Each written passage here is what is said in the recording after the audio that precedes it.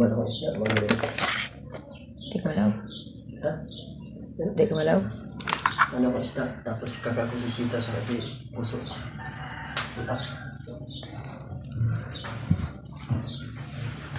Okay guys, so ulitin natin yung ating update. Ano kaya nangyari kanina? Parang hindi ko yata na-record kasi tapos na ako eh. Tingnan nyo, tapos na ako guys magsumada. So wala palang record. So ulitin ko guys. Hello, good morning. Welcome back po sa ating YouTube channel update. So ang i-update ko po ay STL ng Rizal, Quezon Province at Pampanga. Okay? So yung STL po guys ng Rizal, kaya 5 dahil sa 6, 4, 3. So, para magpa-5 siya kasi 2 plus 3 is equals to 5. 18, galing po sa 9. Patras mong bilang sa 19. So, 15, galing po sa 6 at 33. So, yung 21 naman guys ay galing sa 3. Sabi ko pwede rin siya mag-12. Ayan. Kasi nga, sa Quezon lumabas yung 12.5. So, baka ilipat lang ng Rizal, diba? So, next natin dito ay Quezon Province. So, sa Quezon Province guys, ang haba-haba ng explanation ko tapos wala palang record. Ayun, so 3, 4, 32, 9, 11. So yung 3 galing po dito sa 12 at yung 4 naman ay galing dito sa 31, no?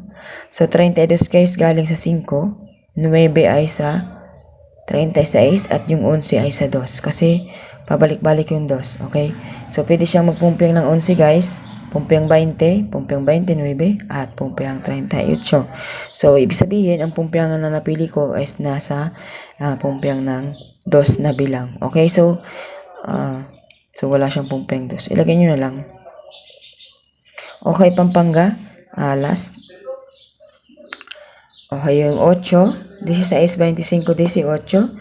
So, meron din siya guys chance na magpumpiang kasi nga po, palabas-labas din po si 2 at meron din siyang 27.7 at nagkapit na rin siya. So, ibig sabihin, meron siyang chance na magpumpiang din. Okay? So, yung 8,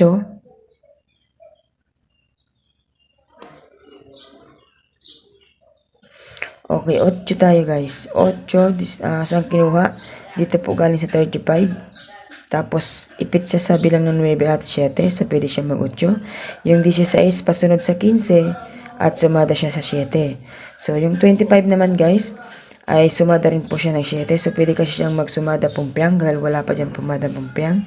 And then, yung 18 ay galing po sa 36 at sa 9. Ayan. So, yan po ang ating sumada dito po sa STL ng Rizal, Quezon Province at Pampanga. Good luck sa inyong lahat guys. Good morning po sa inyong lahat. Have a nice day.